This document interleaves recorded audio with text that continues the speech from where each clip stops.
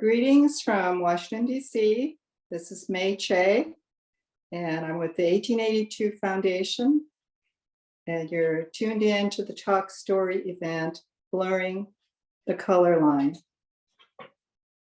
Talk Story has been meeting monthly since 2012, where we gather together to tell the stories of our community. And we hope that you will be able to join us for this one and other events.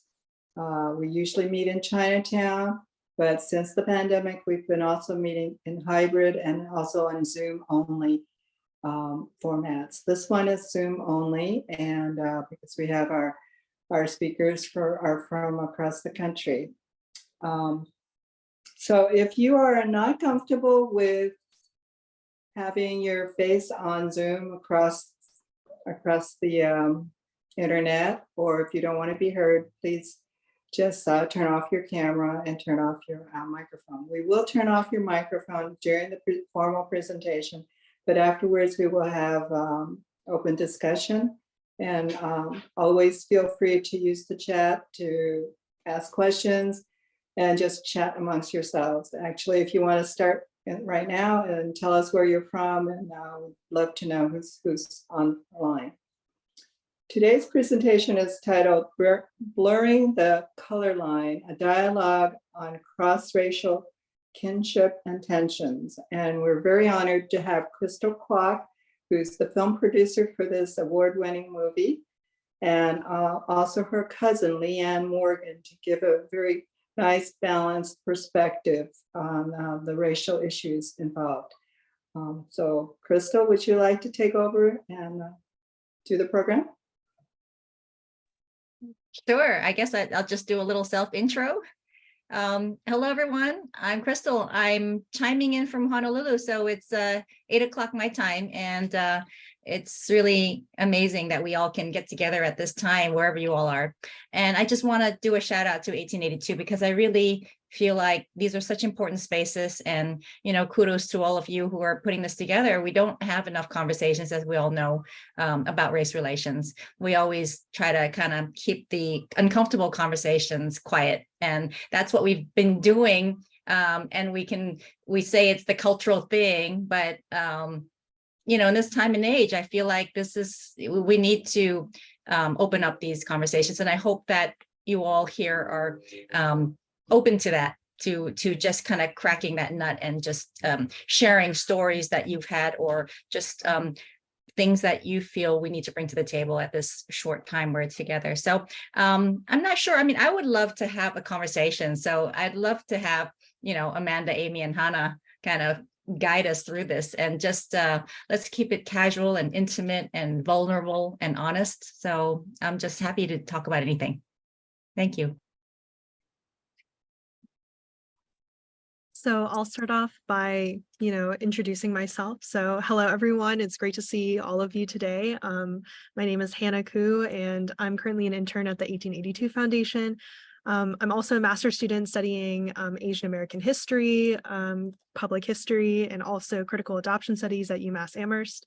I'm really excited to see the turnout for this event and to see all the amazing work and have this really vulnerable conversation with Crystal and LeAnna.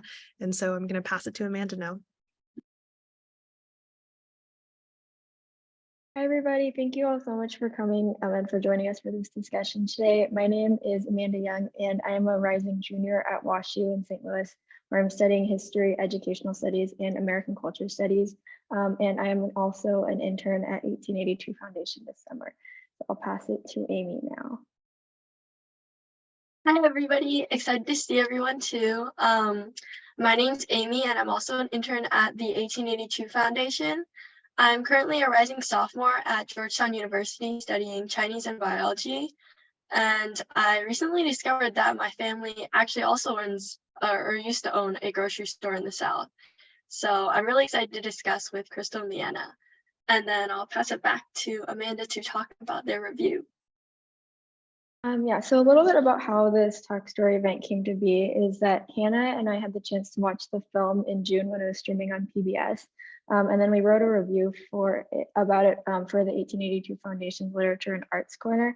And Hannah grew up in Georgia, and my family is from Arkansas and Texas. So we had a really good conversation, and that ultimately kind of inspired us to host this Talk Story event and ask Crystal and LeAnna to speak with us. And so if you want to check out some of our thoughts, or the other Literature and Arts Corner reviews, I'm going to paste a link in the chat right now.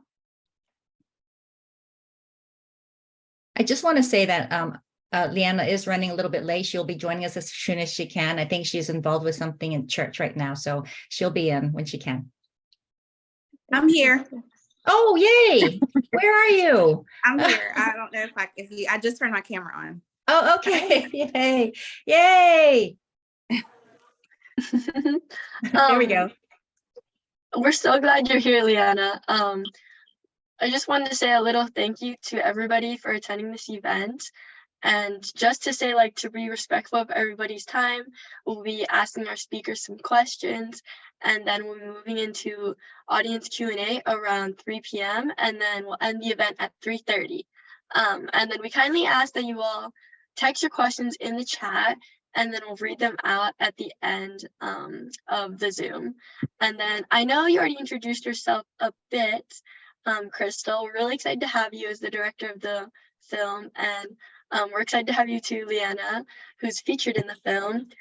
And so I know you already introduced yourself a little bit, but did you want to introduce yourself again? And then after LeAnna can introduce herself too. Okay, here I go again. So hello again. I'm chiming in from Honolulu. This film has been a very personal project that really took me over 5 years to make, and it started from a very personal space because my grandmother grew up in Augusta, Georgia during segregation, and nobody really questioned what it was like to be non-Black or white in a place that is so binary. And these questions have always been in my head, and I had to take a deep probe into this because I honestly didn't grow up with a lot of US history. Half of my life was in Hong Kong, and also even in being in the US, I don't know, correct me if I'm wrong or how you all feel about this, but you don't really learn a lot of nuanced history in classes, right? And that's very problematic. And so again, this is another conversation, what we learn and what we don't learn, or how history is framed. And so I come from a perspective of questioning how things are produced, how history is produced and preserved, what's missing, what are the missing conversations, how do we kind of break those boundaries and break those structures of what we think we know so that we can unlearn false histories or open up space for the silent histories that we don't have. And I'm a real kind of I don't want to claim to be like a hardcore feminist, but I really have a strong lens on women's positions. So I hope that we can bring in that into the conversation today about the silenced position of women historically or globally, right?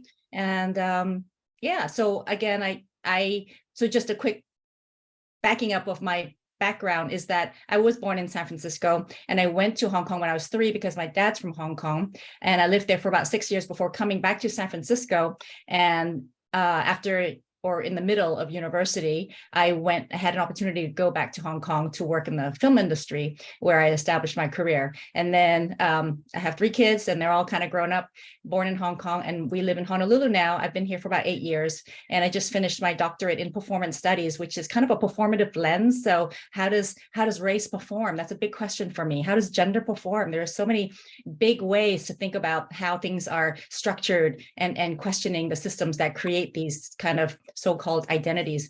So I'm really glad again that you guys are here with college kids and intergenerational connections that we can talk about today. And yeah, so much to talk about. I'm just so excited. So I'm just going to stop there, and we'll just continue later.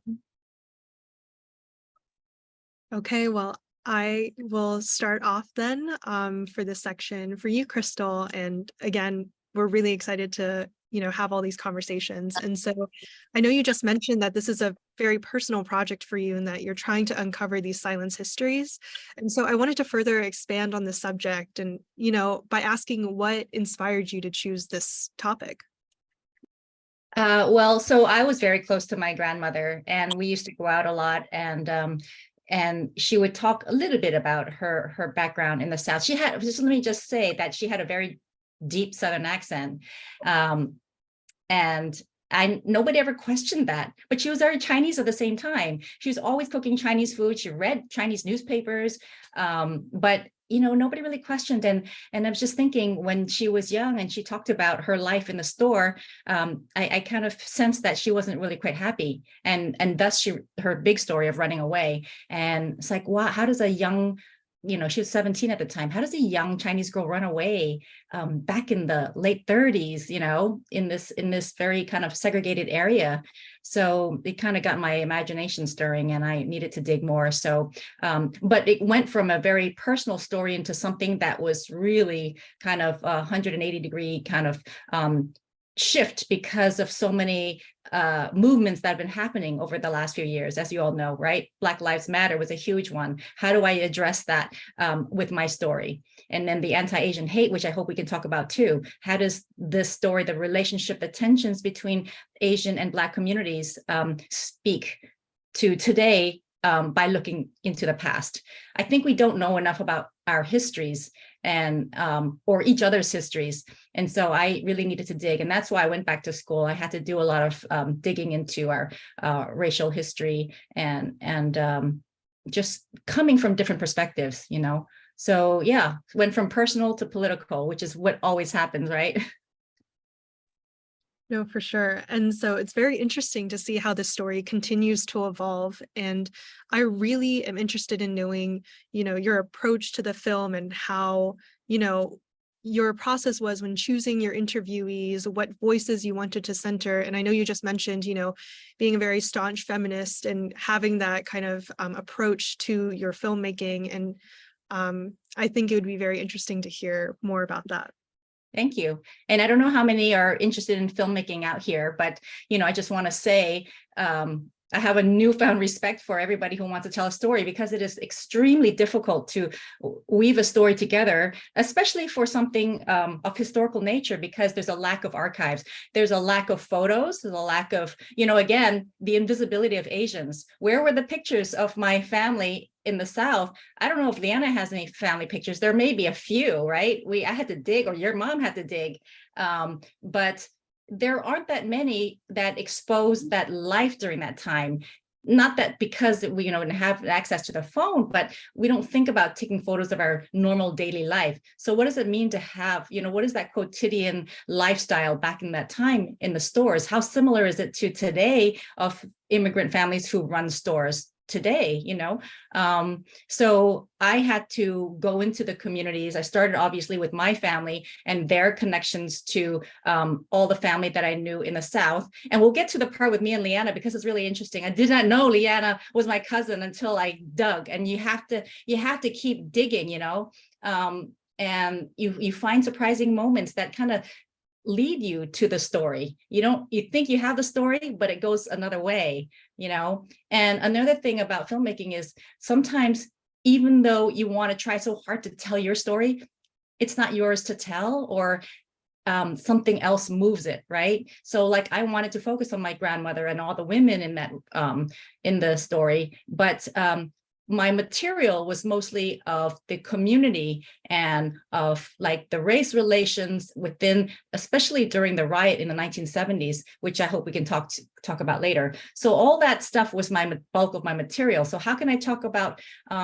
all the stories of my grandmother and her sisters, all their kind of unruliness during that time, when my material and my bulk of the interviews was about community. So again, there were lots of things that I had to struggle to hold on to and shift and compromise and leave out. So it was quite a challenge, and I still have a lot of material that I think is worthy of more stories, but then I had to do what I could. So that was my process in a nutshell. And it's really interesting where you talk about, interviewing your family members and intervening in those community spaces. And I was wondering what it was like to interview family members, coming from the personal aspect, and how that process was different when interviewing community members. Yeah, so there's that safe space when you interview family, because I'm at the dinner table with my family and I'm just putting a camera on, and they trust that space to talk honestly or unfiltered many times. When you interview community members, you set up in a formal kind of a setting where you're immediately not in your natural environment. So I think it affects the way they maybe perhaps filter and think about what wants to be said and what they want people to know. And so there is that filter. And so you have to question kind of how documentary reveals or doesn't reveal truth, right? It's like, how much do you read into what's not said? Because a lot of it is kind of invisible. So I had to deal with that and to deal with the dynamics, which what I found, one of the most interesting things I found was that when because I did most of my interviews at the Lucy Laney Museum, which is an African-American museum in Augusta. And it was wonderful because they set up so that they brought Corey Rogers, who was the historian at the Lucy Laney, who was amazing, brought in all these wonderful community members who had memories of growing up, purchasing things and being part of that store era. They were so eager to come in and tell stories. But when I tried to pair like a Chinese person from the community and the Black community together, oftentimes I realized that it wasn't really done before. Like, not that it was awkward, but it just wasn't done. And it struck me that we never really made that effort. I'm going to speak for myself, that I think a lot of times Chinese communities, we keep it our safe space. We're in our safe bubble. We don't need to get out of it. And so by doing that, that's how we kind of reinforce these little more safe and narrow ways of thinking and not really getting to know somebody, right? So when I strategically paired the people together from the different communities, I found some interesting kind of shifts in the way they shared. So again, how do you deal with what that content is, and how do we break that conversation to bring people together? Because on the one hand, there were some beautiful stories. There was like communicating, going, oh, remember that? Oh yeah, I remember that. But then sometimes when it came back to the riot, it was a little bit like, ooh, okay, so well, whose fault was it? How come my store got destroyed and that one didn't? So there's a lot of nuanced stories, and we can't generalize like how it was just one thing. So that's why I tried to capture all the different versions and stories. Yeah.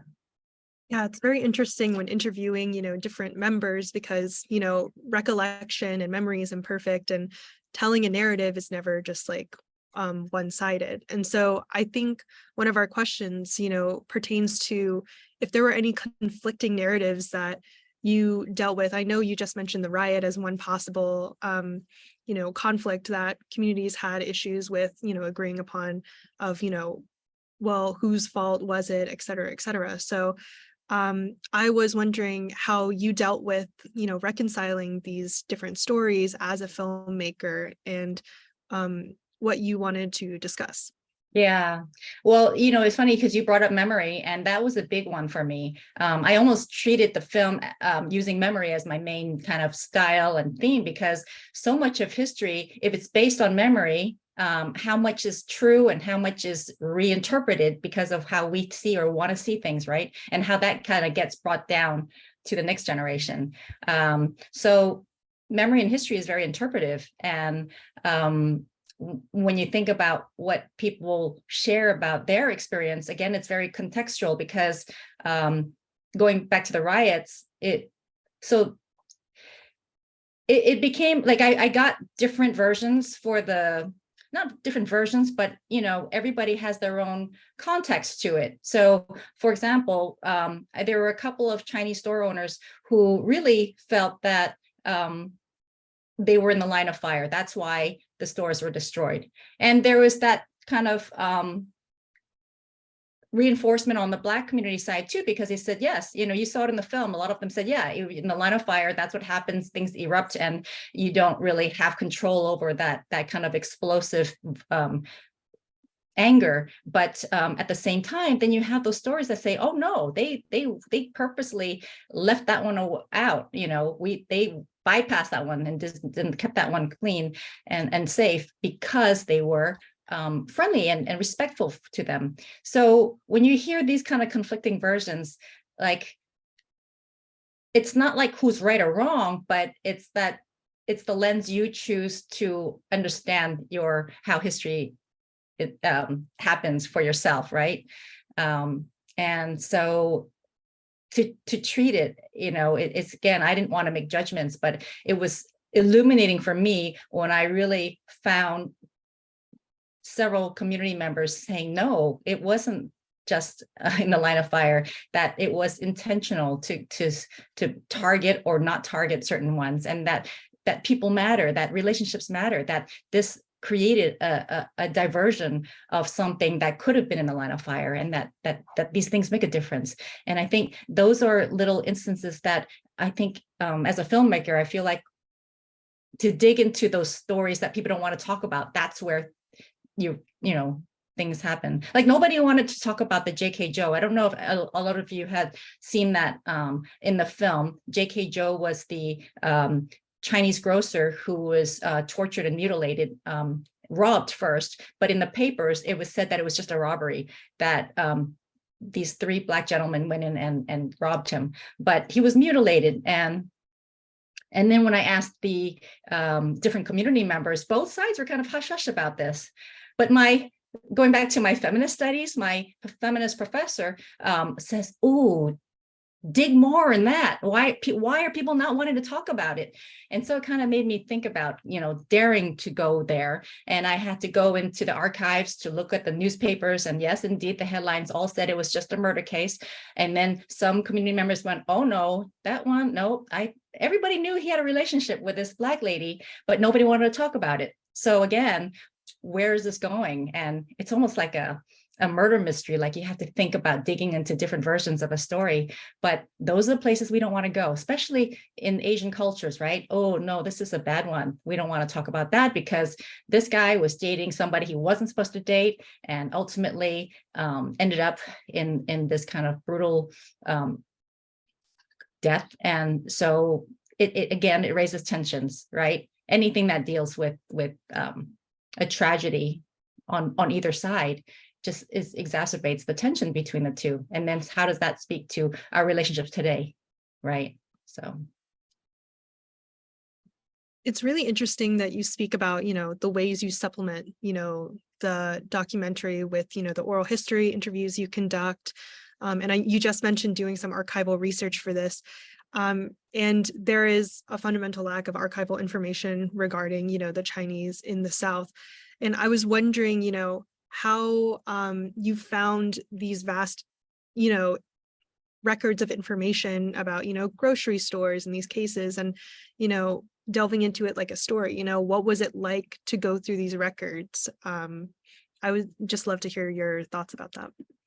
So I went into the CCBA, which is the Chinese Benevolent Association, was also very critical to my research because they had preserved, and that's the livelihood. That's where all the Chinese community went to. For those who know Augusta, that was the social, livelihood. That's all you knew. You were only allowed to go from the store to the association. That's it. That's your life. But anyway, to their credit, they preserved, they had oral histories, they recorded testimonies of people who came in, who talked about first arriving and how their life was as a grocer or what they did. But one thing I want to say is with the Chinese is we love to focus on accomplishments. And that's something I was a little bit critical of, because if our history is all based on accomplishments, it's really kind of a facade, because it's like we're just showing all the good stuff. We're showing all of our awards, but it's not the real life. I mean, obviously, we're all proud of all the good achievers, like who was the first female who went to medical school. That was a big one for them. Or who was this first Chinese mayor in town. But where are the other stories? And how do we learn history from just achievements, you know? And so that made me kind of resist those informations that I found in those kind of archival areas, and dig into like the daily life of these women who were just doing their job in that small space.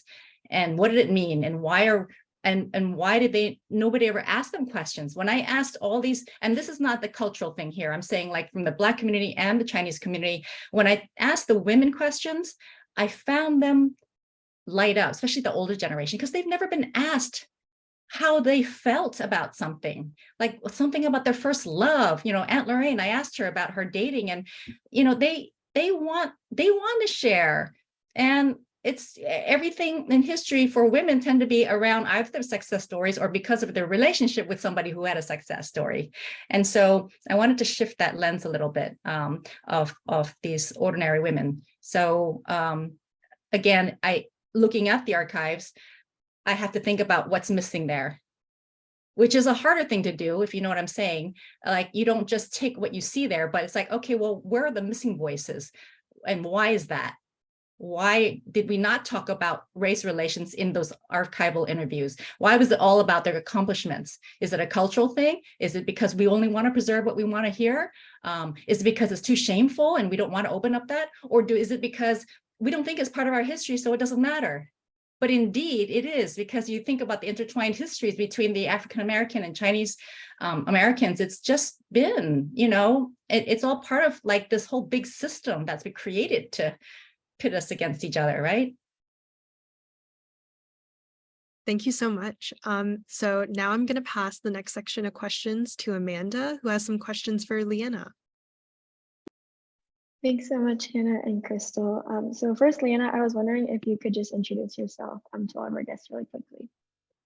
Hi, sure. Hope y'all can hear me okay. So my name is LeAnna Morgan. I currently live in Gulfport, Mississippi, where I have been here most of my life. I am a military brat. So my father is actually from South Carolina, and he is African American. And my mother is from Santa Barbara, California, and she is Chinese American. So I am a biracial, young, not even young anymore, really, middle-aged woman. I work in healthcare and HR. I'm an HR manager here in South Mississippi. And so I guess from the context of what we're talking about today, pretty much my entire experience is from a biracial woman growing up in the South, which in Mississippi. So very, different than some of the other experiences that other people may have had. Thank you so much. Kind of on that note, I was wondering if you could just maybe share a little bit about what it was like to grow up biracial in Mississippi and how that affected the way that you relate to either your Chinese American or African American identity. Okay, sure. So I kind of changed the way my view was, so I hope y'all can see me okay. So I actually moved here in second grade, so pretty young. I think first experience kind of understanding race a little bit was just before I moved to Mississippi, my dad was stationed in Alaska. We lived on base, and so that is where I started kindergarten. So kindergarten through second grade, I was in Alaska, Anchorage. And I remember just kind of being the only brown face in my class when I was little. I remember, just noticing the difference, not really having any, experiencing any issues from that, from teachers or students or anything. I just remember noticing it. And so when I moved here to Mississippi, it was a completely different picture. So I remember moving here and going to my first day of school, and there was a lot of brown faces in a class that looked more like me that, I had never seen before. So growing up in elementary school, coming from, again, Alaska to Mississippi, the neighborhood that we moved into was predominantly white. And my parents, I will tell you guys this, my parents didn't ever have conversations around race with me when I was growing up. So we didn't talk about it in our home. Unfortunately, my dad didn't talk about things. That I do have a brother, so it's just me and one sibling. So a lot of the things I experienced growing up, I would maybe bring them home and try to talk to my parents about. That was one thing that, for whatever reason, in my family, which is a lot different, I feel like, than other families, especially African American families, that maybe don't talk about the history, you know, especially living in the South, and, you know, why it's so different here. So in that neighborhood that I mentioned, being predominantly white, the kids just like normal would play with the other kids in the neighborhood. That is where I first experienced my first derogatory racial name, being called the N-word by another child in the neighborhood. Just as we're playing, hanging out, I was called that. And it wasn't like we were fighting or arguing. But of course, I didn't know what it meant, had never heard the word before, but I knew that it wasn't positive. So I did come home and talk to my parents and said, you know, hey, this boy called me this name. What does that mean? And they still never explained to me, I guess, the historical connotations of the word. They just said, don't play with that child anymore. So I kind of learned that, okay, that's, you know, something negative. Kind of skipping up to middle school, it was a little bit different because I ended up going to a predominantly white private school when I was 7th, 8th, and 9th grade. Well, at that time, I was called a derogatory term. I hope it's okay if I say it, because if I just give you the initial, you guys may not know what I'm referring to. I was called a gook, which we have a very large Vietnamese community here in South Mississippi where I live, a lot of fishermen, shrimpers. So there's a very large Vietnamese community. So I was referred to as that word in middle school. And I, again, had never heard it, didn't know what it was. So on both ends of the spectrum, from my white peers, I was called on the Black side a derogatory name and on the Asian side a derogatory name. I really never had trouble growing up and making friends.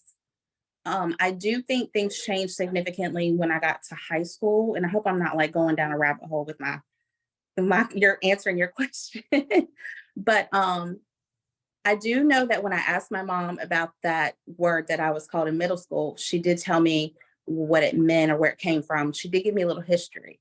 So I think that definitely my mom was the go-to person that I would come to and talk to more than my father.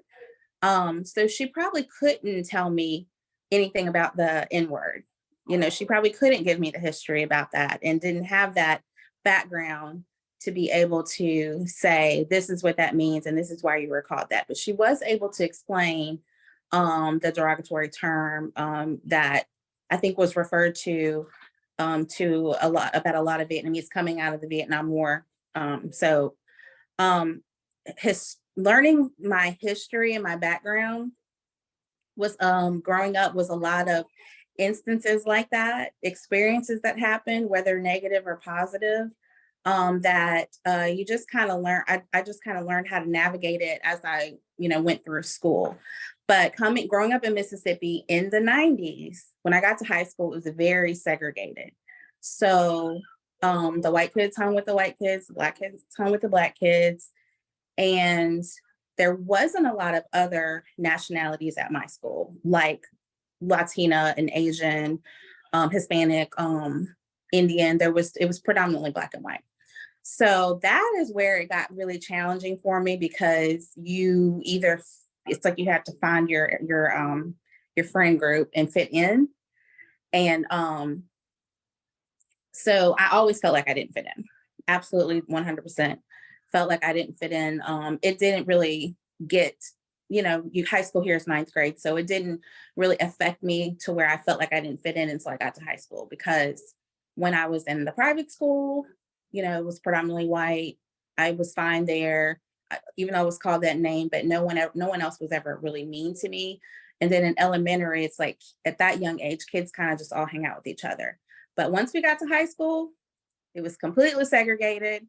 And I grew up in a time where it was very taboo to date outside of your race. So while my parents were biracial, or I had a you know, two different parents of different nationalities.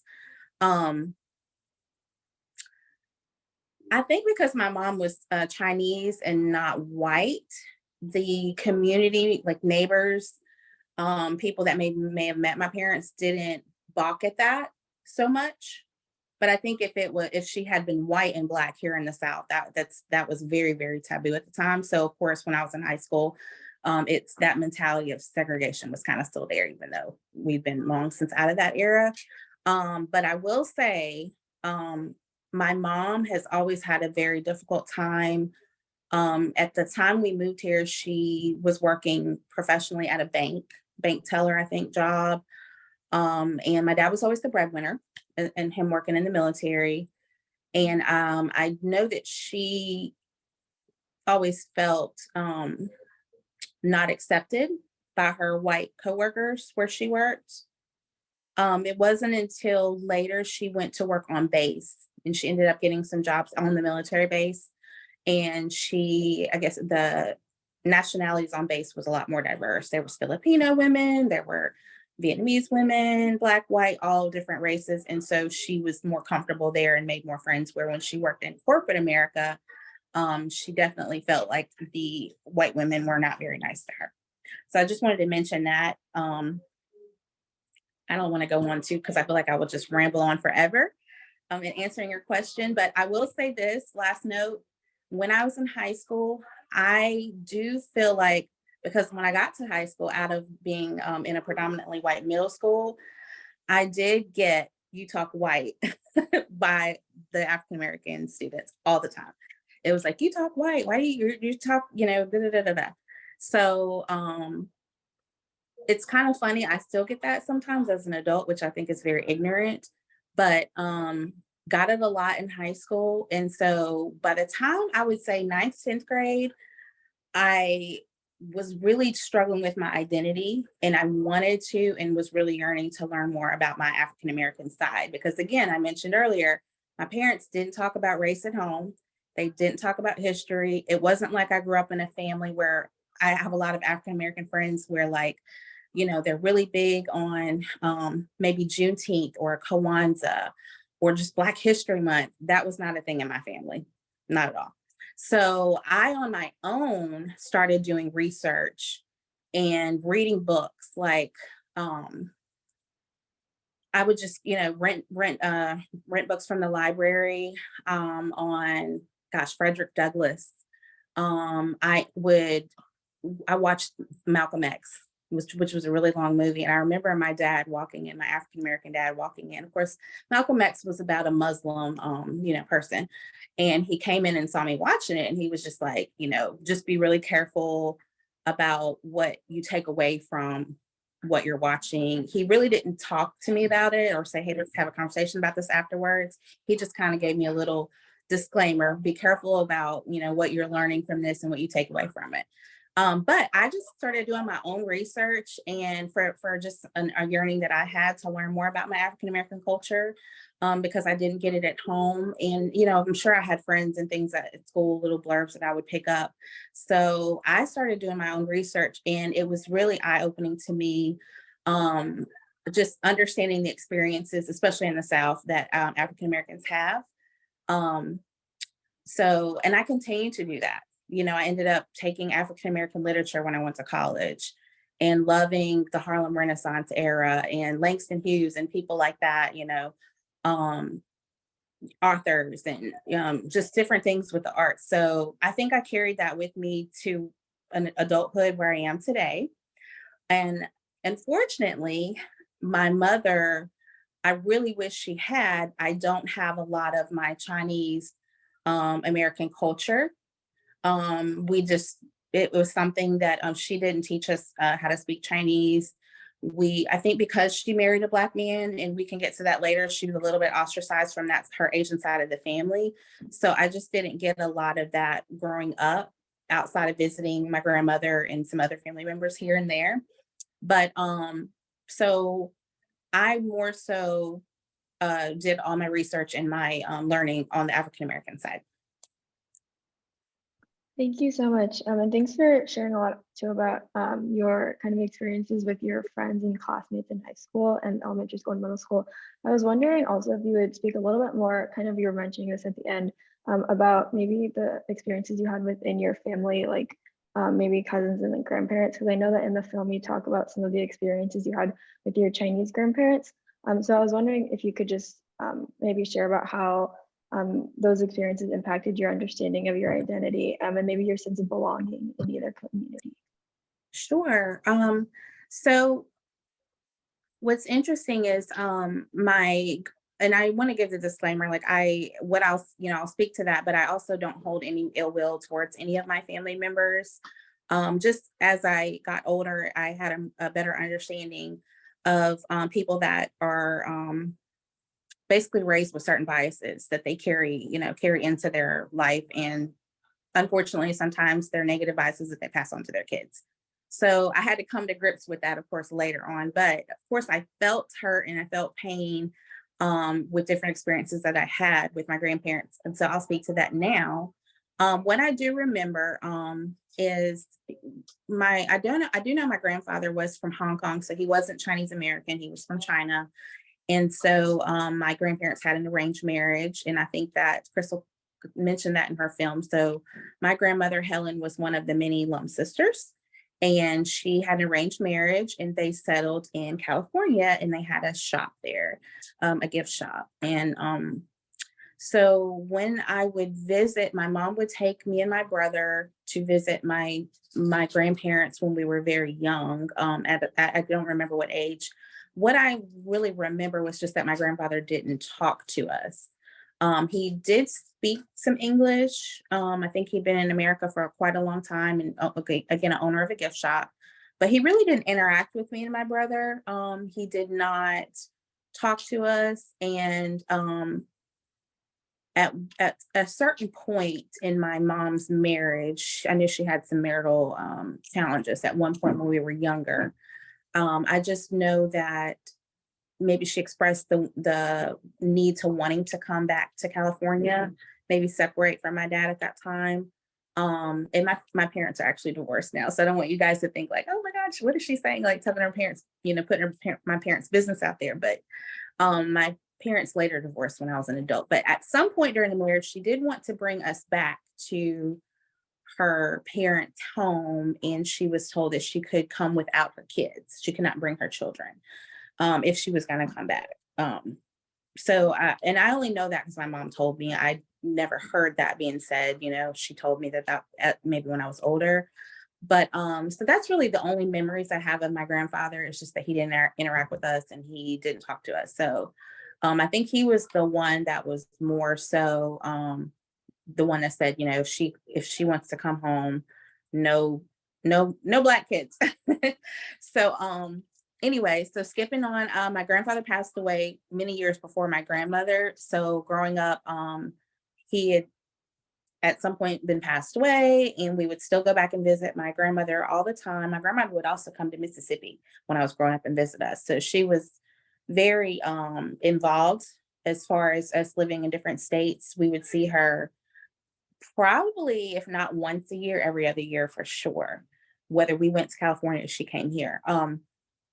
But the only things, like I said, I would recall, and I think I mentioned these in the film, I think there were some things during the interview that were not used in the film. So I'm trying to remember what I said, and that was in the film and maybe wasn't used. But was just that, she didn't want us to play in the front yard. She lived in a very, I think when they first originally built their house in Santa Barbara, it was one of the only homes on the street. So eventually, obviously we all know Santa Barbara is a very nice community retirement, and their home was really on the beach, up on a cliff. So over the years, a neighborhood got built up around it. So it was a very affluent neighborhood with primarily Caucasian neighborhood. So she didn't want us to play in the front yard. She only wanted us to play in the backyard. And as a child, I didn't know why. My mom told me later why, and it was because of me and my brother being mixed. And so it was more, I guess, her concern of what the neighbors would think. So her fitting in with the neighbors, I know Crystal talks about that in her film, just touching on, I guess she was accepted as an equal, so that was one thing. And the only other thing was just that, and I was at least in college by this time. My mom mentioned she'd went on a family cruise with a lot of her Chinese family members. And she said that my grandmother didn't want her to, she said before, like, the cruise, don't show your pictures of the kids to the family. Like, because my mom still had the old school pull it out your wallet, with all the pictures. And so she just said, don't show the pictures to the family of the kids. So again, these were things that I was told by my mom. And I personally didn't feel like she was ever mean to me and my brother. She was very loving, but and it's not right, but those are some of the things as I got older and kind of reflected on it. I felt like these were things that she was raised with this kind of thinking, and raised, and my grandmother died at almost 100 years old. So this was she definitely came up in a different era than me and my children, our generation. So that is why I can say today that I was not angry at her, or, like, oh, I hate my grandma, she was racist. Like, I never felt like that. It was just, I think we actually talked about one time about, she was telling me how in China, the lighter or the darker your skin is, that you're looked down upon. Let's say a Chinese family may have a servant who may be Korean or another nationality, and they may be a little darker. They're typically lighter skin is more esteemed in China. So we did talk about that. So, but again, like, I've always seen a lot of my Asian side, not always, but over the years. And I do feel like my mother only brought us around her immediate family. So my mom's siblings, like, I know my mom's aunts, my mom's sisters who are my aunts, and some of my first cousins that were her siblings. But other than that, not, I don't think I really met a lot of the family, which is probably why Crystal and I were second cousins. We never met previously. Thank you so much for sharing and for all of your insight. I'm going to turn it over to Amy now, who has some questions for both of our panelists. Thank you. Yes. Okay. So I did want to ask, actually, both of you mentioned that you discovered that you're cousins a little bit more recently. And so our first question is actually, can you guys tell us a little bit about, like, what that experience was like and how you guys felt after you figured out that you were cousins? Well, I guess I'll start because, again, growing up, nobody told me that I had cousins in Mississippi. Maybe if I'd gone through like the family tree, I might have seen, oh, this Aunt Helen had a daughter. They had several daughters, but they never really talked about Aunt Barbara, who is LeAnna's mom. And so finally, I think I remember somebody said, oh yeah, Aunt Barbara was married to a Black man. And and that's when I started to dig. And that's when I got in touch because Aunt Barbara had some other relatives that I had gotten in contact with in California. So long story short is I managed to track down Aunt Barbara, and she was gracious enough, for not even knowing me, but because we were family, to invite me to stay with her when I said I wanted to go over there to interview the family if she didn't mind.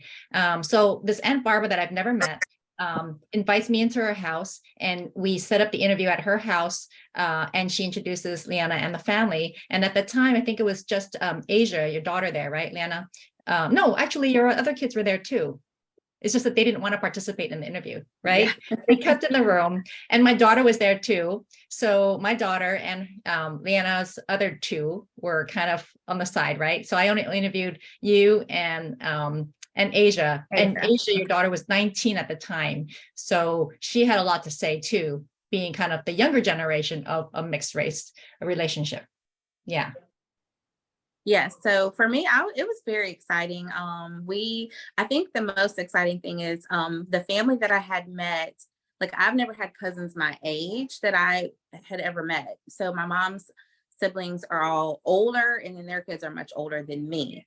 So me and my brother just didn't really have cousins our age. And so now that I'm an adult and have kids, my daughter age is now 23. She just turned 23 this month in July. And then she's my oldest. I have a 19-year-old son and a 14-year-old daughter. So it was cool meeting a cousin closer to my age, and with Crystal having kids that are like her daughter Red, who is in the film, being close to my kids' age. So they were really, especially my kids, that was a joy to be able to meet some cousins close in our age. And they have even expressed, like especially my 14-year-old, we just don't know much about our Asian side, and we wish we would have known more and been more involved in just. I'm going to tell you guys, like here in Mississippi, because we have such a large Vietnamese community, not just Vietnamese, there are Chinese here, there's Filipino here, there's a lot of military families as well. So it's very diverse. People kind of have this misconception about Mississippi, but it's actually the southern part where we live. There's tons of military families, and it's more diverse than the rest of the state, I'll say. So they're familiar. My daughter Asia, one of her best friends in middle school was Vietnamese, and they were friends for several years. I think she had another Asian friend when she got to high school. So they're familiar with like Chinese New Year, because a lot of the Asians here do celebrate that, and they get the red envelopes and stuff. And so because I didn't experience that in my family with my mom, my kids didn't get that either, which my kids are like, why don't we celebrate Chinese New Year? Because, and that's a cultural thing that it wasn't passed down to me. So they're very aware. So when they got to meet Crystal and just, hear about her family, and it made them ask more questions. Yeah. So I thought that was great. I want to say something about the Chinese cultural aspect, because so I'm thinking back at your mom and her mother, Aunt Helen, who apparently resisted the Chinese culture when everybody was expected to speak Chinese, learn Chinese, and, eat Chinese food every meal. Apparently your grandma refused it. Like she would refuse to sit with them to eat their Chinese food, and she would grab a sandwich afterwards when everybody was finished eating. So that kind of trickled down to your mom, who never had the influence of the Chinese, so because of the resistance and because of the way the system was created, that's what happens. It's not like she intentionally didn't want to teach you it. It's because her mother never gave it to her. And it's just interesting how that flows, right? Because generationally things kind of shift, and then you go and try to have to make that effort to learn it because you never got it. So I think it's just really interesting historically. And I actually want to touch on that. And my mom, Barbara, who grew up in California in a primarily Caucasian school, said to me when I said, why didn't you teach me Chinese? Because I get asked as an adult my entire life growing up and as an adult, do you speak Chinese? And I'm always like, no. But my mom said that she did not want to speak Chinese growing up in California. She was embarrassed to speak Chinese, and the other kids, didn't. So she did resist. I do know my grandmother spoke Chinese to my mom, because I remember hearing her speak to her in Chinese when I was around. So she did speak to my mom in Chinese, but she didn't require them to speak back in Chinese. They were allowed to speak back in English. And so my mom grew up speaking English. And so to this day, she can understand Chinese very well, but she cannot speak it very well. So that happens in many generations, right? I grew up like that too. My dad would speak to us in Chinese, and a lot of times we just use English to go back. That's just, yeah. But can I just share one more thing? Because Amy asked us about our first impressions when we first met each other. And I wanted to share that one time you all took us to that crab festival. Where was that? Crab Festival in Bay St. Louis, Mississippi. Right. So that was Yeah. a culture shock to me because first of all, we were a weird entourage. We came in a family, a mixed family of like me, my daughter, and Barbara, who are Asian, and LeAnna, your kids, you know, they're much darker. So we were a weird bag, a mixed bag when we got to that place because it's such a predominantly white community.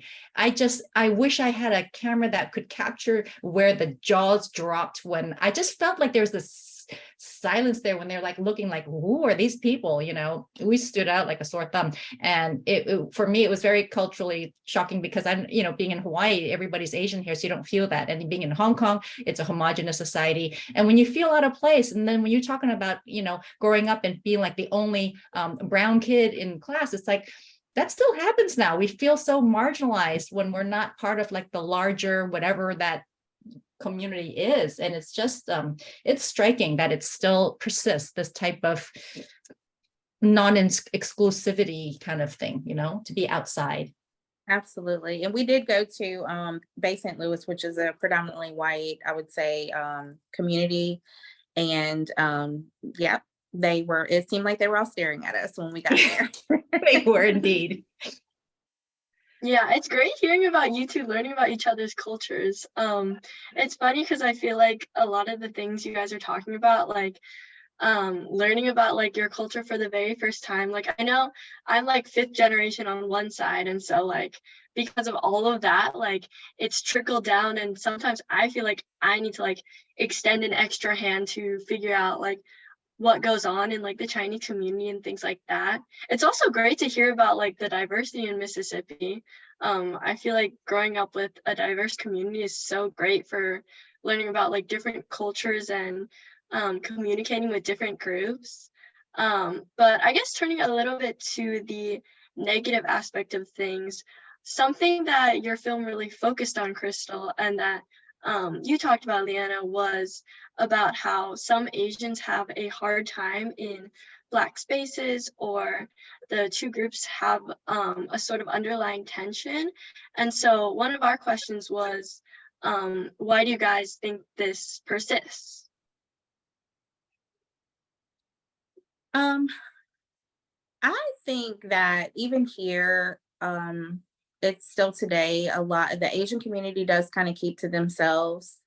And I think the Black community keeps to themselves as well, except for they're a little bit more open to when people decide to date outside their race for whatever reason. So they're more accepted of the children that come from those relationships, and they're usually accepted into the Black families with no problems. Where I think the Asians, even here, they particularly keep to themselves. And I'm even speaking from a professional standpoint when it comes to me working. I work for a hospital, so we have our DEI initiatives and things like that, and different jobs that I've had where when you are trying to reach out to the Asian communities here and include them in certain things, it's a little bit challenging to do that.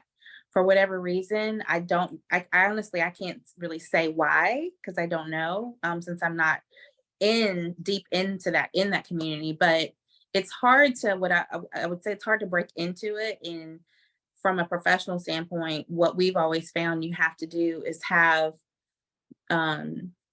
like an advocate that is someone in the professional community that also is still involved in their Asian community, but maybe now they're working in some higher up position, and they're kind of like your spokesperson to help you get in the door to the Asian community, because you just want them to come and be a part of a community resource fair, you know, or something like that.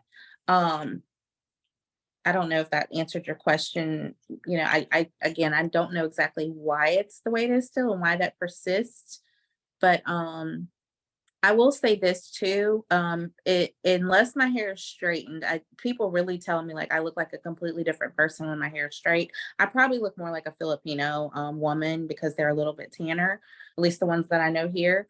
But most Asians that I meet, they absolutely 100% do not see or notice that I might be biracial. Whereas, so they kind of look at me like, I'm a light skinned Black woman. Whereas the African American community, they're usually like, oh, what are you mixed with? What's your nationality? You know, they immediately can tell, or they'll usually ask me. So that's just interesting. Asians usually don't know unless I tell them, and they're like, oh my God, your mom's Chinese, and they're like shocked. Yeah. Yeah.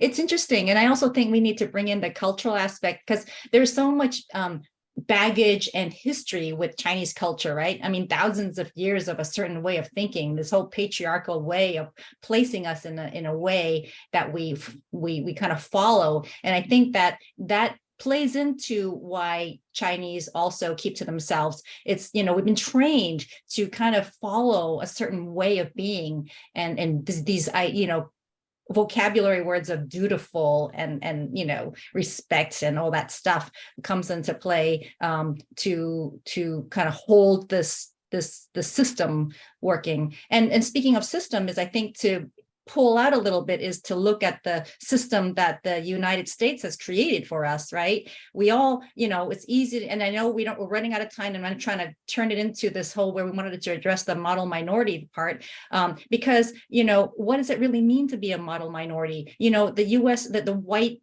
central power created this so that that we can be that image to define against something that they don't want. So, so let's be the good ones, the good outsiders, and we'll bring them in. But the bad ones, meaning people mostly of color, are the uneducated ones and lazy ones. And they created all these kind of narratives around it. And so then the Chinese coming in, who are assimilating and trying so hard to stay in this kind of like upward mobility opportunity, is going to say, okay, well, I'm going to stay here because I'm not going to take that chance and, you know, be suppressed like the Black people. And so then there's this like created a constant tension between the two marginalized communities because of the system of white power, where we're all being defined around. And it's so deeply rooted, and it prevents us from learning each other's history too. Back to the time when LeAnna took us to that fair in Bay St. Louis, I remember you showed me a paper.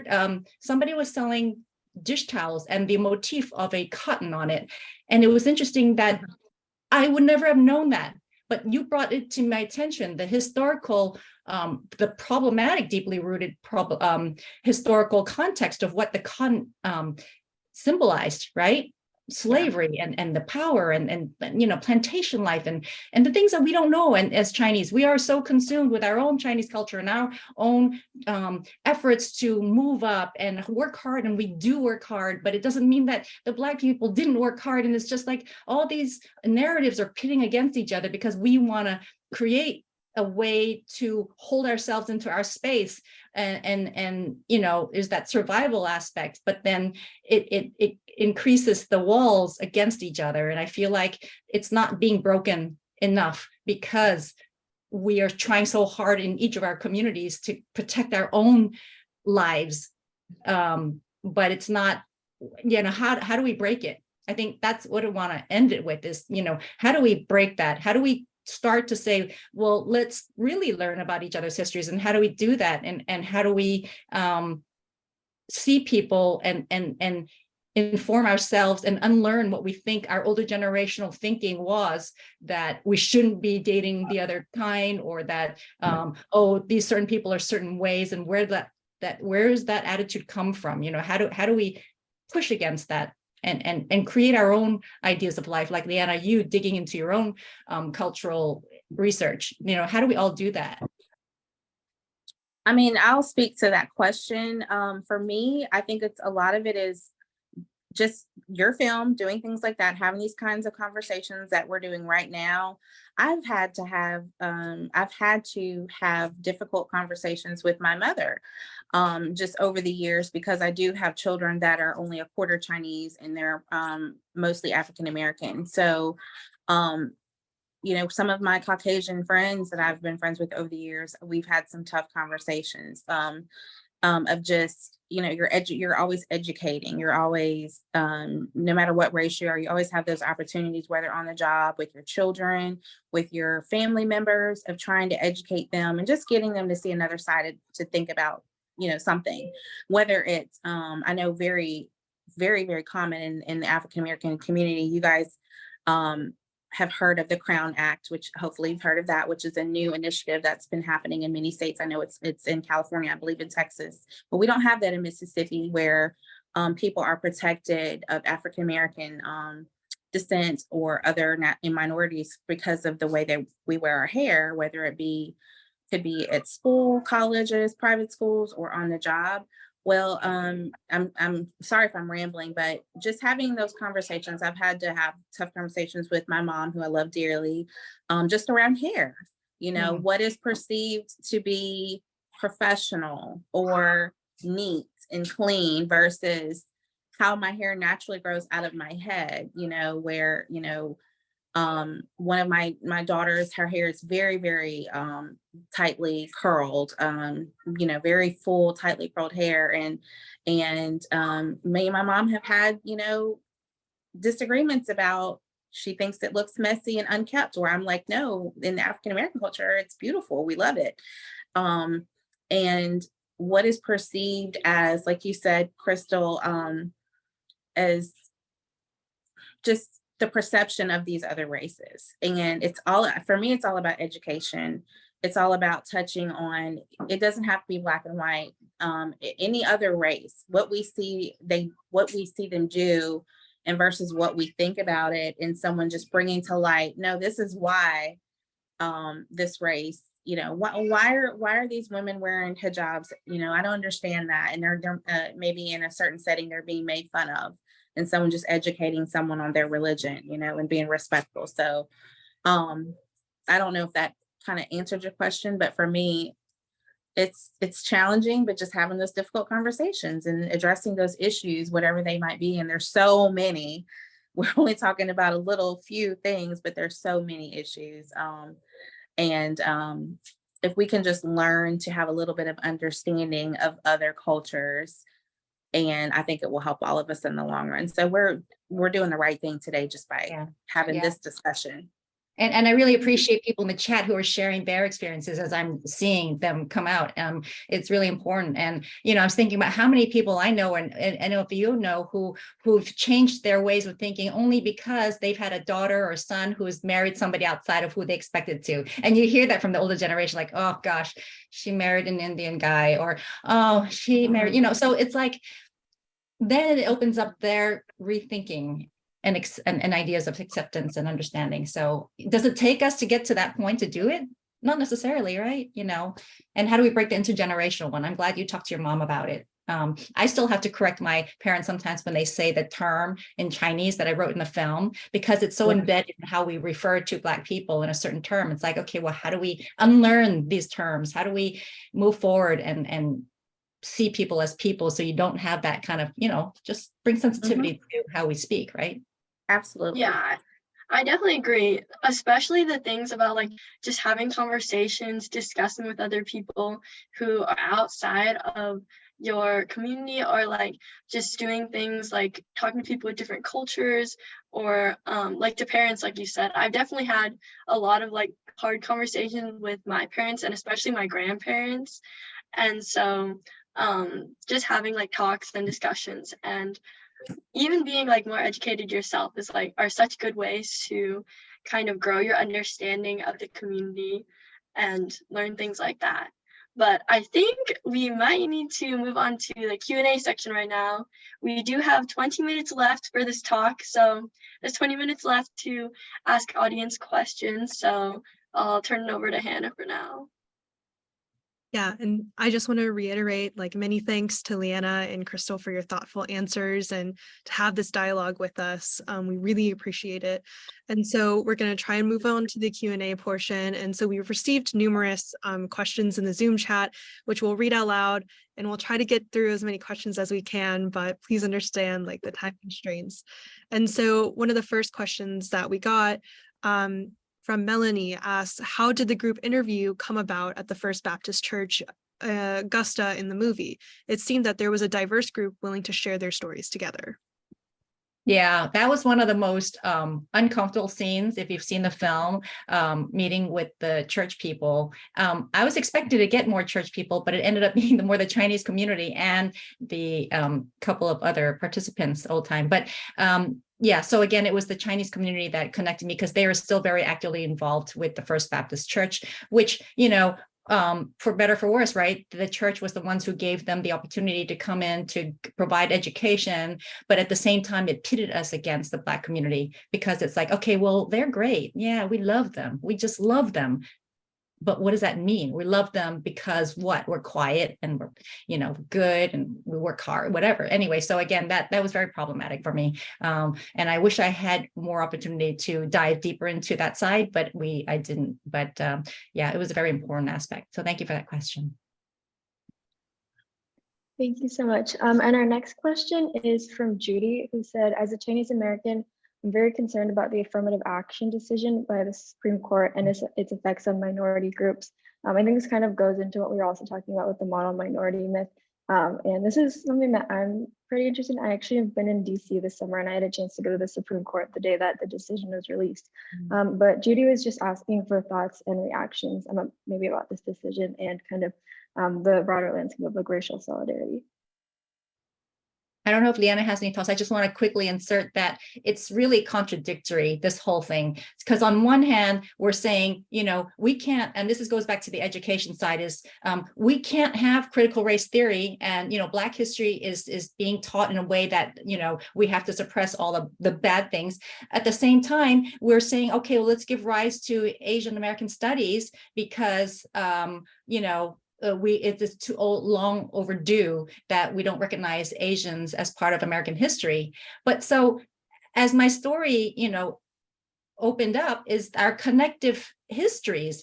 How can we talk about one history without talking about the other and giving rise to one and while suppressing the other? It's actually revealing even more of the discriminating views that this country is trying to create by pitting us against each other, right? Okay, so Asian American history is okay, but Black history is not good. It doesn't make sense. LeAnna?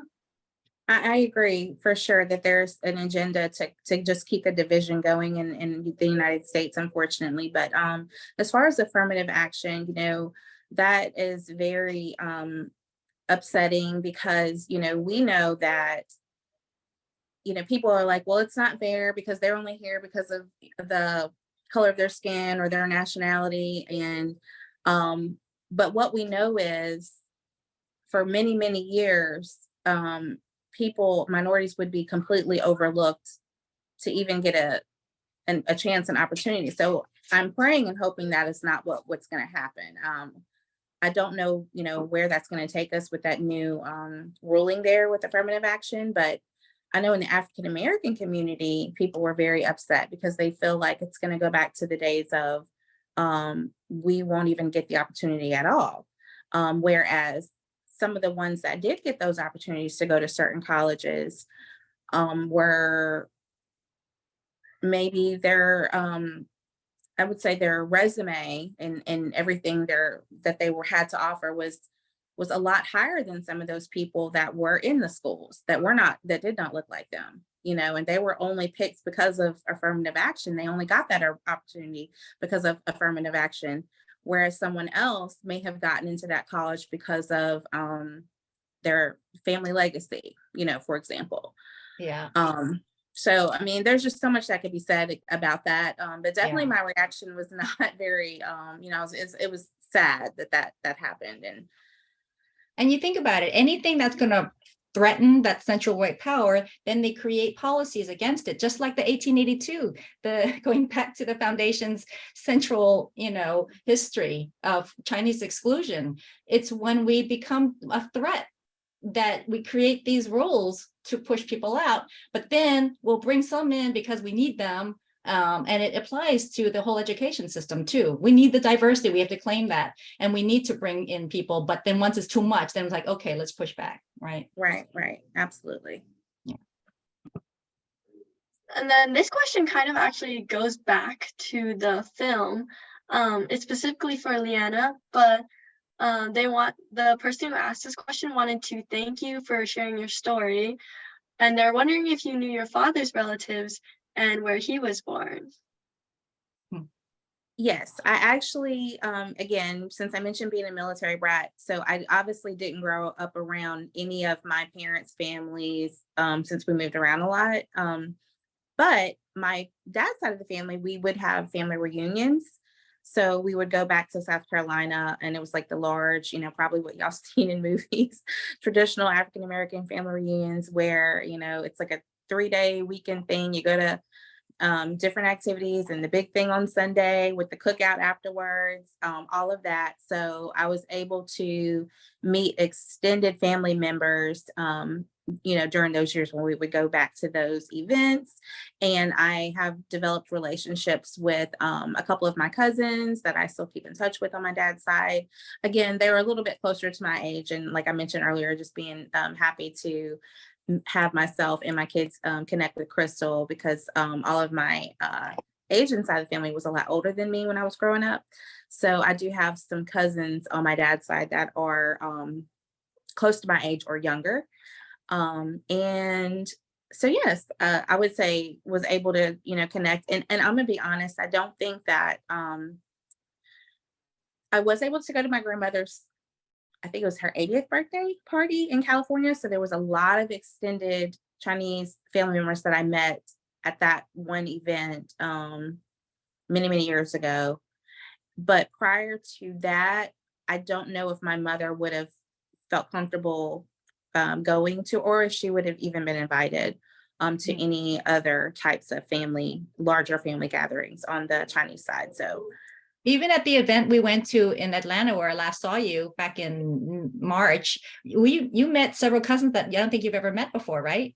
Yes. Yeah. Yes. So that was really cool. It's really interesting to have these family gatherings.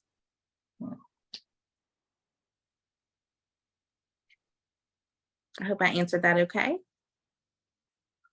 Absolutely. Another question that Emmy asked is, in the film, it was mentioned that there were lynchings. Were the Chinese lynched in the South? Yeah, I saw that earlier. I don't think so. They were lynched in California, and there's other places, but I think that people don't know that lynching history of Chinese as well, in addition to the Black people. And this is problematic too in history, because then we don't know about it, and we don't know the depths of how this plays into the white supremacist structure that's built the system that is still in place today. Thank you so much. And I definitely agree about kind of knowing the history and the educational component behind that. Our next question is from Juliana, who wanted to know, LeAnna, how your parents met. My parents met very interestingly. My mother, when she became, I think maybe around 19 years old, she moved to Florida to live with her older sister and decided to go to, I believe she was going to college there in Florida. And my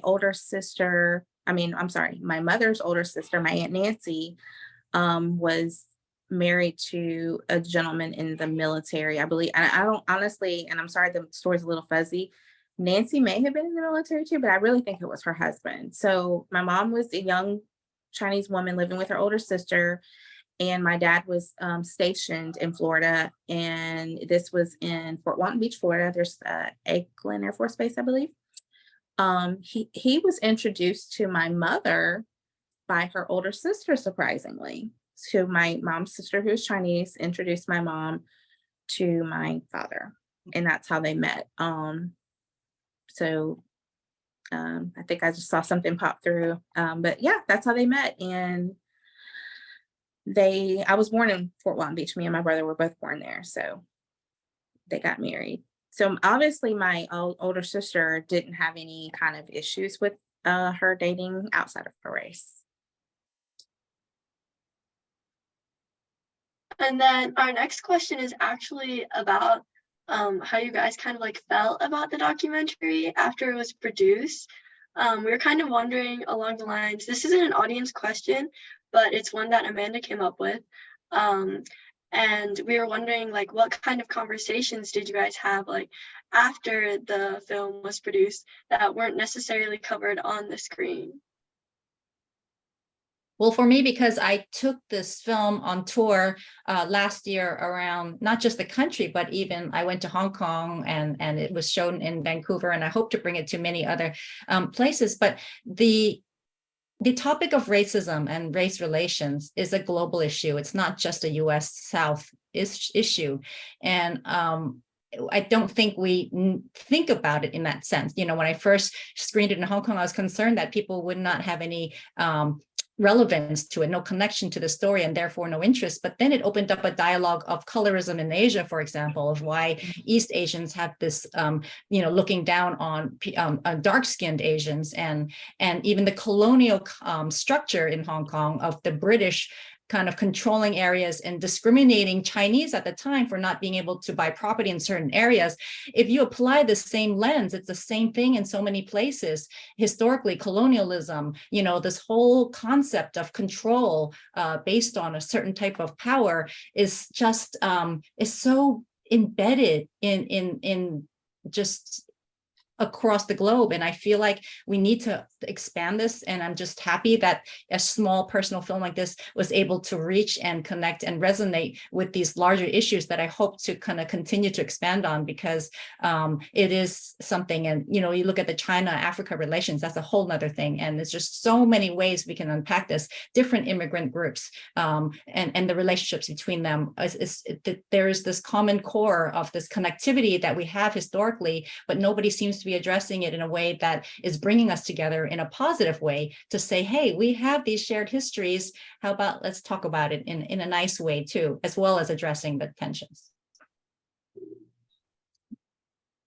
I think I can share that same sentiment. Just having the, your film brought to light the bigger picture, because my experiences has just been in the South. But like you said, it just opened up so much rich history of what happened in Augusta, Georgia, that happened everywhere in the South. And then, like you said, the colorism that happens in Asia that I was aware of from the story my grandmother told me when I was younger.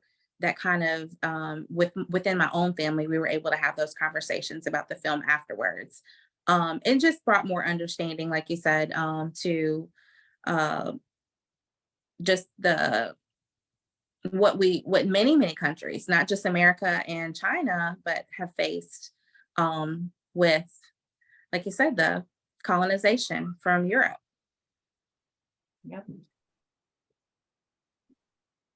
And we also had a question from Jenny, but given our time constraints, we would love for our Zoom participants to just put their answer in the chat. And Jenny asked how the participants on Zoom felt and relate to the film and how they later viewed issues brought up in the film.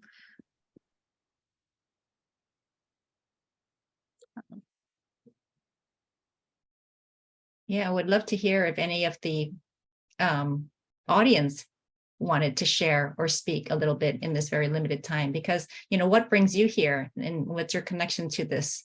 Again, I feel like you don't have to be from the South to understand the story, but it'd be interesting to hear what connects us here.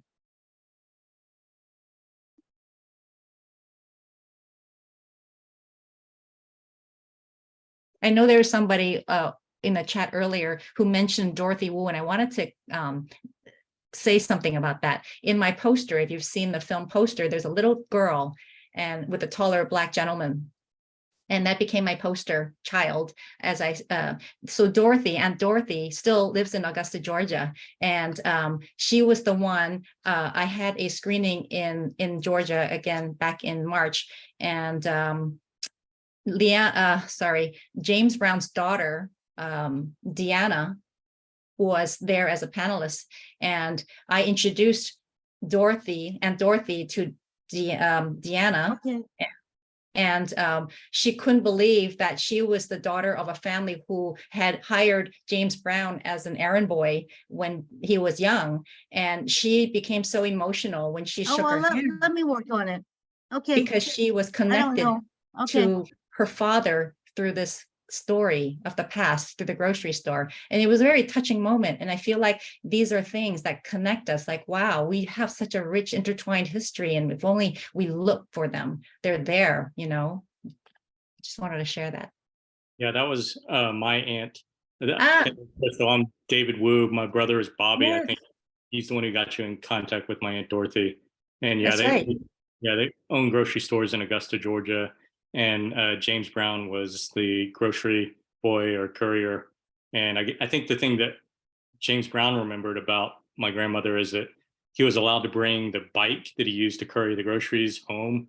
And so he always remembered that. So my grandmother didn't remember James Brown, but James Brown remembered my grandmother, called her Miss Marion, and later on gave her a bunch of James Brown albums and stuff like that. And then so yeah, that was.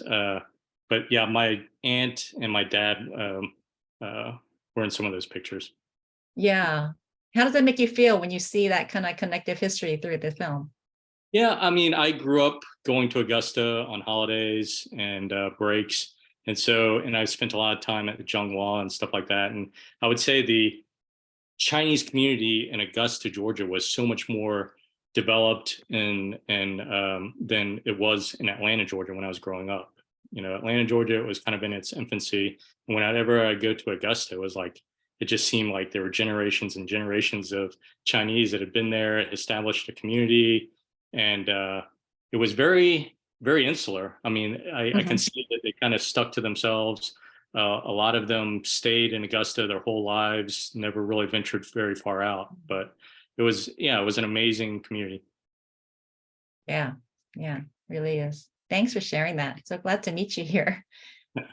Yeah, and all my relatives, they all have deep Southern accents. I had a deep Southern accent until I left for California and lost it, and then tried to keep maintaining my California accent for the rest of my life. But yeah, It's funny, that's a big deal. Like when I showed the film throughout, you know, the country, the biggest thing was people they trip over the idea of Chinese with deep Southern accents.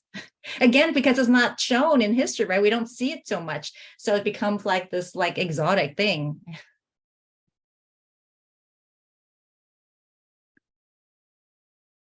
Yeah, thank you so much. And thank you, David, for coming on and sharing too. Yeah, thank you. Just one thing, maybe to kind of close it out, Jeannie had asked if we could do a show of hands or reaction on screen for those who have current or past family history in the South. I think maybe it would just be kind of cool to see how far out this community goes. So if y'all know how to do the reactions on screen, maybe I still you can. can't. I don't know how to get to chat. I just I cannot participate. I don't know. It's you don't have to go in chat. You just go into the reactions on the bottom screen. If you see there's like a little green button and next to it, it says reactions, and you can click on that and you can raise your hand.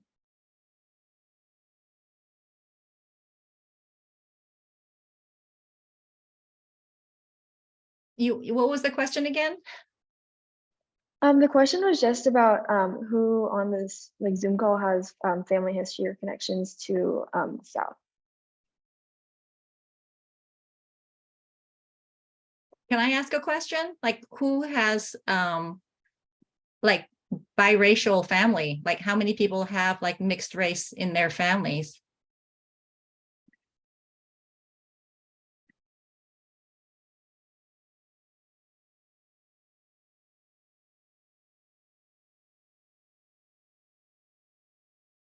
Okay, well, how about a more uncomfortable one for the Asians in the room?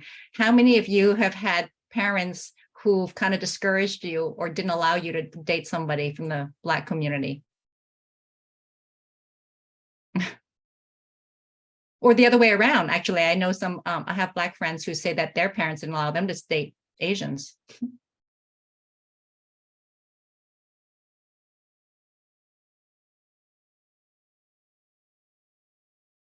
LeAnna, you have any questions?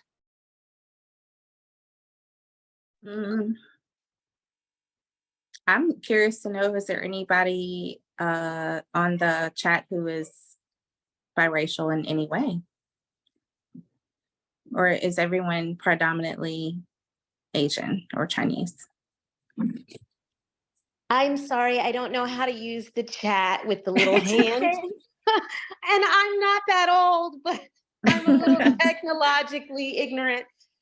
I'm also half Asian and half Black. Okay, and And who is this? This is Taj Lu. this is Taj, and my husband is Chinese, and we have 2 Blasian sons. Where are you from? Well, I am from, I grew up all over, but when I was young, I was in the South, in Atlanta, and Decatur, and Marietta. And I now Okay. live in Arizona, where we raised our sons. But my father is from Afghanistan, and my mom is African American, and my husband is Chinese. Oh, wow. Wow. Great. And our sons are now well, our oldest just graduated from USC, and he lives in LA. And our youngest is a rising junior at Stanford and is currently in Hong Kong doing an internship. Excellent. I'm going back to Hong Kong to teach in the fall. And I do see a couple of people that dropped in the chat. Look, I'm looking sideways. Laura has Chinese and Jewish children. I think That's me, my similar to kids. My you, husband's Crystal. Jewish. Laura, my husband's Jewish, so I've got mixed Chinese Jewish kids too. Yes, and then Shirley says white and Caucasian person. Oh, she is white and Caucasian. Mixed with, well, it says white Caucasian, so I don't know if that means you're mixed with anything else or you are just white. Sorry about that. And then Jeffrey Lee also commented that he's biracial and he has relatives that are triracial or quadraracial. And I don't think I've ever used that one, quadraracial. And Evelyn says she grew up in the inner city of DC with Black people. And so she understands a lot of what we're talking about in the culture. Thank y'all. Yeah. Thank you all so much for participating in that. And thank you to Crystal and LeAnna for being willing to share in our tech story. We really, really appreciate both of your presence and your time. And thanks for sharing all your insights. And thank you to all of our audience members for coming as well. Just out of respect for everybody's time, I think we're going to start to close our Zoom now. But Amy's going to paste some links in the chat that might be helpful to you all. So as we mentioned earlier, the 1882 Foundation has its Literature and Arts Corner where we review films and books and some other media. So you can check that out at this link that Amy is going to put there. We also wanted to mention our upcoming Chinese American Women in History Conference, which is happening October 5th to 7th, both here in DC and virtually. And so Crystal actually participated in our conference when we had it in 2019. And so we have a lot of exciting speakers and sessions happening this year. And our theme is locating kinship across space and time. So a lot of things about community and solidarity and things like that. So really excited to have that soon. A couple of other things, if you want to stay connected and learn more about our upcoming events, you can subscribe to our newsletter. And if you also want to support any Talk Story events in the future, we invite you to consider making a donation to the 1882 Foundation. And just we wanted to thank all of the 1882 Foundation staff for helping support our event. And thank you all again so much for your time today. Sorry, before closing, LeAnna and could you maybe also share your contact information if you feel comfortable about that? Sure. I can be found on LinkedIn, LeAnna Morgan. Put it in the chat. Okay. I'm going to put mine in too. And you can always go on my website if anybody needs any more information. It's just blurringthecolorline.com. Yeah, and just one last thing too. We have the link available to stream the film if you haven't been able to watch it. So that is available through the end of today. And so I think Amy will copy that link in there as well as the link to Crystal's website so you can learn more about the film. Thank you so much. Okay, That was really great. So glad you all were here. Thank you for being a part of this. Okay, Yes, just a Stan. minute. Can I interject something? I'm Stan Liu. I'm one of the 1882 directors, and I got in late because I had a lot of technical difficulties. I had the storm yesterday destroyed the power in my building here, so I was scrambling around trying to get on and couldn't get on until about the last half hour. And it was a great last half hour. So I'm sorry I missed the first hour. So you guys, I'm sure you guys did a great job. I appreciate the audience here. 1882 definitely appreciates you hearing our story and sharing our stories here. And I really want to thank Crystal and LeAnna for participating from long distance here. Crystal from Hawaii and LeAnna from Mississippi or Arizona. I don't know. I can't remember where you're from now, but I Gulfport. thank you for that. And I really thank our three moderators here. Apparently they kept the conversation going in a meaningful way. And Hannah, Amanda, and Amy, you guys are great. You're doing 1882 a great service this summer, and we're going to miss you when you leave and you go back to college. But continue the good work. And we really want to thank May and Mia for their support, and thank May for taking my place earlier there when I was not available. So 1882 wants to keep understanding and sharing our stories of our community. And so everybody, you guys did a great job today. I noticed a former intern, Liz, on the line here. So thank you for attending, Liz, and appreciate your input that you've given us as well. So, and unless Crystal or LeAnna, if you have anything more to add today, you know, I hate to butt in at the last minute here after missing everything, but I'm going to watch it when it's streamed live, when it's streamed again on Facebook. I think people can watch it again there, or people who haven't seen it. So I think Mia will let us know when it's available on Facebook. So Thank you so anybody? much, Stan. Yeah, you've been Okay. so crucial to this whole platform to give Well, space for us to speak. Really appreciate it. well, thank you. Thank you for your support and always supporting us in 1882. Absolutely. And I just want to say that we are really more connected than we realize. If I want to leave one image for everyone, if you see two trees out there and they're of different species, on the surface we're different, but underneath we're all intertwined. You know, the roots are all connected. We'll find ways to connect, and it's a beautiful thing. So we can think of that and how we are connected. It's just want to leave that to you all. And thank y'all so much for having me. Okay, I think we're closed for today then. Thank you very much, everybody. Have a good day. Have a good week. Thank you. Have a beautiful day. Bye-bye. Bye.